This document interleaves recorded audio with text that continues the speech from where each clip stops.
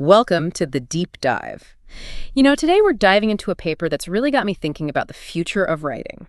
Imagine AI that doesn't just fix your grammar, but actually helps you create new ideas, really insightful content. That's wild, right? Yeah, it's like OmniThink, expanding knowledge boundaries in machine writing through thinking. That's the paper. Yeah, and what's interesting to me is that they're really focusing on the AI thinking like a human writer, not just mimicking the style. Oh, so the whole process. Yeah, the whole process of writing. So one of the things they point out is that a lot of current AI writing models, they rely on what's called retrieval augmented generation, or RAG. RAG, yep. And basically what it does is it's kind of like if you were writing a paper and you're just copying and pasting from different sources. Gotcha. So it would be grammatically correct, but not necessarily original or insightful? Exactly. Yeah. Have you ever read something and felt like, oh, this is just repeating the same points over and over again? Oh, yeah, for sure. That's what happens with a lot of these AI writing methods. They're not really good at synthesizing information and creating something new. Yeah, it's like garbage in, garbage out. If it's just copying stuff, it's not going to magically become brilliant. Right, and that's where OmniThink comes in. So the researchers behind this paper, they wanted to create an AI that could actually think about what it was writing. Okay, so how do they even begin to do that? Our brains are pretty complex, right? They are, and that's why they're trying to design this AI to be more like a human. They describe it as iterative expansion and reflection. So it's imagine a student who's constantly going back to the sources, kind of refining their understanding and adding new insights as they write. So it's not just a one-time thing. It's not just boom, here you go. No, not at all. They actually break it down into 3 stages. The first stage is information acquisition, where it's, pulling from all these different sources. So like a researcher. Exactly, like a researcher gathering clues. And then it moves on to outline structuring. So it starts to organize all those clues into a coherent structure. Okay, so kind of building a blueprint. Yes, exactly. And then finally, article composition. And in that stage, it actually starts to write the piece using everything it's gathered. Wow, okay, so they've really thought this through, huh? Oh yeah, there's a visual in the paper, I think it's figure 1, and it shows how this approach is different from the traditional AI writing. Yeah. And it really is the difference between copying a recipe versus actually understanding the chemistry behind baking a cake. Oh, I like that. Yeah, it's the why behind it all. Yeah, exactly. And that deeper understanding is what allows it to create writing that's not just, grammatically correct, but also insightful and original. Now, this is where it gets really interesting for me. Sometimes you read something and you're like, oh my gosh, they're saying the same thing over and over again. So the researchers, they actually came up with a new way to measure the quality of writing. They're calling it knowledge density. Knowledge density. KD. So it's basically how much meaningful information is packed in, right? Yeah. It's about cutting out the fluffs. We want the meat of the matter. Exactly. We want to learn efficiently. And the higher that KD is, the more you're learning. Yeah. I mean, we don't want to have to wade through pages and pages of stuff. So how did they measure this? Was it just word count, or is it more nuanced than that? No, it's definitely more nuanced. It's not just about cramming as many facts as possible. It's are the facts connected? The depth of the analysis, how coherent the writing is. Okay, so the quality of the connection. Exactly. And what they found was that OmniThink was way better at avoiding redundancy. Okay, so going back to that thing where they're not just repeating themselves. Yeah, and they actually had some really cool examples in the paper where they compared OmniThink to a traditional method. I think it was called STORM. And in one case, STORM kept repeating the phrase, AlphaFold was developed by DeepMind. Just right. Over and over and over. I hate when that happens. Yeah, they're just trying to hit a word count. Exactly. But OmniThink, on the other hand, would only mention it once and then move on to new information. It's it knows. It's it has a built-in BS detector. Yeah, exactly. Which is why they were able to get such a high KD. Okay, so it delivers. But, every technology has its limitations. Right. So what are some of the challenges they're still working on? Oh, of course. There are always limitations. Well, one of the big ones they talk about is the need for better evaluation methods. So how do we know for sure if it's actually good writing?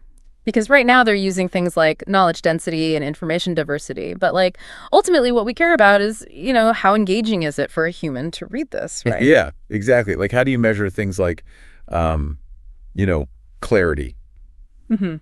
Style, emotional impact. Right, because as humans, we can tell. Yeah. But for AI, it's harder to quantify that, right? Absolutely. And that's where human judgment is still superior to any like algorithm we've created. So you're saying we're still pretty far off from having an AI write like a New York Times bestseller. Right. Or like a movie script that wins all the awards. Maybe. But, I mean, think about it. AI is evolving so fast. Yeah. Like, even a few years ago, an AI writing, like, a coherent paragraph seemed impossible. Right. So who knows what the future holds? Okay, so we've got better evaluation. What were some of the other limitations? Another big one they mentioned is that right now, OmniThink is mainly focused on text-based information. So, you know, things like articles, books, research papers. Yeah. But they're envisioning a future where it can incorporate, like, images, videos, even audio. Whoa, that's pretty wild. It's like a multimedia research assistant. Exactly. Yeah. Like imagine reading an AI-generated report, but it like seamlessly blends text with images, charts, video clips. It would be so much more engaging. Yeah. It'd be like your own personal documentary filmmaker. Exactly. So they're working towards that. Yeah, they think that's going to be essential to create, you know, really impactful writing.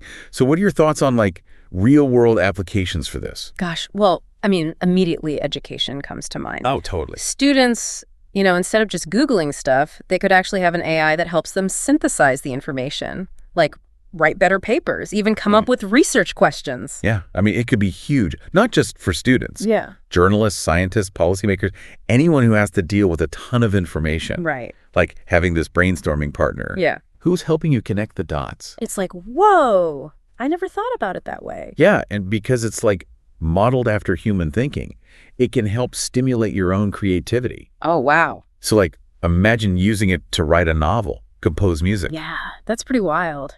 But what about, you know, the potential downsides? Like, could this technology be used for, you know, not so good things? Oh, of course. That's always a risk with any powerful technology, right? Yeah, totally. I mean, think about bias.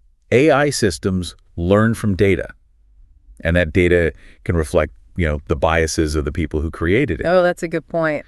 So if we're not careful, you know, it could perpetuate existing inequalities or even create new ones. Yeah, and then it's not just about, you know, can AI do this? It's like, should it? Exactly. So that's where, you know, humans come in. Yeah. We have to be really involved in shaping how this tech is developed, making sure it's aligned with, you know, our values. Our values. And like the best interests of humanity. Right. So it's not just about, you know, smarter AI. It's about like a smarter future for everyone. Well said. Yeah. I mean, this is a big conversation. It is. And it's something that, you know, we have to be talking about. Yeah. It's not just like, oh, look at this cool gadget. This could fundamentally change how we live, work, interact with each other. Right. It's pretty exciting and kind of scary at the same time. Absolutely. Yeah. But I think it's important to, you know, approach it with wonder and with responsibility. Yeah. So not just what can AI do, but what should it do? Okay, I love that. Now, I want to circle back because you mentioned earlier that OmniThink, it's still mainly text. Right. But they're working on images, videos, all that stuff. Yeah. What are some of the challenges there? Like, how do you even get an AI to understand, you know, what a picture means or a video? That's a great question, and it's way harder than processing text. Right. Like, it's not just recognizing, oh, there's a cat, there's a tree. It's like understanding the context, the emotion, like all the things that make visuals so powerful. It's like AI researchers are making progress. Yeah. But there's still a long way to go. Yeah. Think about it, though. Like, imagine an AI watching a movie and writing a review that captures not just the plot, but like the director's style. Yeah, that'd be amazing. The nuances. Yeah. The emotional impact. Right. Or an AI that can like analyze medical images. Yeah. Find patterns that doctors miss. Or even like monitoring social media, like looking for signs of hate speech or misinformation. It's like the possibilities are endless. Yeah. But so are the challenges. All right. So I guess we're still at the beginning of this whole thing. We are. But it's an exciting beginning. Yeah. It's one that could like really transform our world. This deep dive has given me a lot to think about, I gotta say. Me too. Like, it seems like we're really on the verge of this huge shift in how we consume and create information. And AI is going to be a major part of that. It is, absolutely. Yeah. And it's happening faster than I think a lot of people realize. Yeah. Well, I'm glad we're having this conversation now because it's something we need to be aware of and thinking about. We do. So OmniThink, they talk about the lack of personalization, right? Right. The output right now is kind of generic. It doesn't really take into account like individual preferences or writing style. Yeah, exactly. It's Yeah. like one size fits all. Yeah. And we know that doesn't always work. Yeah. Like, we all have different voices, different ways of expressing ourselves. Yeah, imagine being able to say to OmniThink, okay, write me a blog post on this topic, but I want it to sound like me. Yeah. Or like, write me a paper, but make it accessible to like a general audience. Yeah, exactly. Like, that's the dream, right? Personalized writing. And that's something that, they're exploring. That is really cool, but then I also think about like the downside of that. Uh-huh. Like, could it lead to even more filter bubbles, more echo chambers, where people are only getting information that, reinforces what they already believe? Oh, absolutely. And Yeah. that's something we have to be very aware of. Yeah. And as we develop this technology, we have to make sure that, personalization doesn't mean sacrificing diversity of thought. Right, it's a balance. Yeah. We want AI to be able to cater to individual needs, but we don't want to create a world where everyone's just stuck in their own little bubble. Exactly. Yeah. It's a challenge, but, I think it's one that we can figure out. Well, I hope so, because the potential benefits of all of this are huge. They are. It's too more to just ignore. I think, the key is to approach it with that critical eye. Ask tough questions. Be open and honest about what kind of future we're building. Yeah. Because, the researchers behind OmniThink, I think they get it. Yeah. They're not just trying to create like this tool. They're starting a conversation. Yeah, that's a good point. It's not just about the technology itself. It's about, the bigger impact it could have on all of us. Exactly. So this knowledge density thing, it's really got me thinking. Do you think, like, down the road, we're all going to be reading just, like, these super condensed articles, reports? Like, is that going to be the no normal?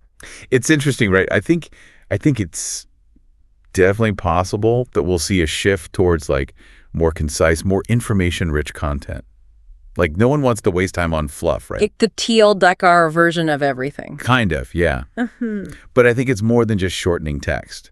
It's about making it more impactful. So not dumbing it down, but smartening it up. Exactly. Like, how do we convey these complex ideas in a clear and engaging way? I think AI can really help us do that. Gosh, I feel like this is just the tip of the iceberg. It is. Like, this is just the beginning of this whole new way of thinking about information. And AI is going to be right at the center of it. Well, I'm glad we're having this conversation now. It's important to be aware of all of this. Yeah. This whole thing has got me thinking about, like, what even is knowledge? Like, we think of it as this fixed thing, right? It's out there in the world. Yeah, it's already discussed. But what if AI could help us create new knowledge? Like, make connections we'd never even thought of? That's what they're hinting at with OmniThink. That it's not just about organizing what we know, but like actually coming up with new insights. So AI wouldn't just be for learning. It could be like our partner in discovery. Exactly. Yeah. Imagine scientists using it to analyze huge amounts of data, Yeah. finding patterns that, humans would miss. Or like historians going through all these old documents and uncovering stories we've forgotten. Like having a whole team of researchers working 24/7. It's kind of wild when you think about it. It is. But then it makes you wonder, like, what does that mean for us humans? If AI is creating knowledge, does that make us less important as thinkers? That's a big question, right? Yeah. Philosophers are definitely thinking about that. There's no easy answer. But I think we got to remember AI is still a tool, at least for now. It's an extension of our own minds. So not a replacement, but like an enhancement. Right. Like the telescope let us see farther into space. The microscope let us see tiny things. And now AI might let us see deeper into knowledge itself. Whoa, okay. I like that analogy. So AI could be like this launch pad for a whole new era of exploration. Exactly. Yeah. And that's what makes this so exciting. It's not just, oh, we can write better. It's we can understand the world better. This has been, I don't know, mind-blowing is the word that comes to mind. Yeah, it's a lot to take in. But I think one thing's clear, AI is changing fast, and we better be ready for it. We do. It's going to impact all of us. So what's the one thing you really hope our listeners think about after this? I hope they feel that excitement we've been talking about, but also the responsibility. AI can be amazing, but we have to use it wisely. For good. For the benefit of everyone. Well said. And thank you for joining me on this journey. And to our listeners, thanks for tuning in to The Deep Dive. We'll be back with more explorations soon.